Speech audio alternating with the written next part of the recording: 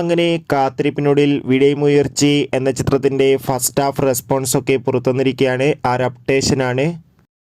വീഡിയോയിലേക്ക് മുൻപ് video like ചെയ്യുക, ചാനൽ സബ്സ്ക്രൈബ് ചെയ്യാൻ വേണ്ടി ശ്രമിക്കുക. അജിത്, അർജുൻ, തൃഷ എന്നൊക്കെ പ്രധാന കഥാപാത്രങ്ങളായെത്തി എന്ന് റിലീസിനെത്തിയ ചിത്രമായിരുന്നു വിടയുമുയർച്ചി.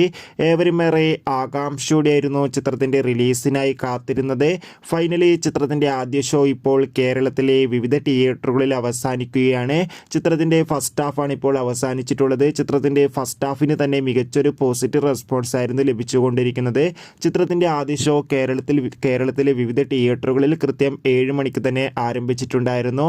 ഇപ്പോൾ ഇതാ ചിത്രത്തിൻ്റെ ഫസ്റ്റ് ഹാഫിന് മികച്ചൊരു പോസിറ്റീവ് ആണ് വന്നുകൊണ്ടിരിക്കുന്നത്.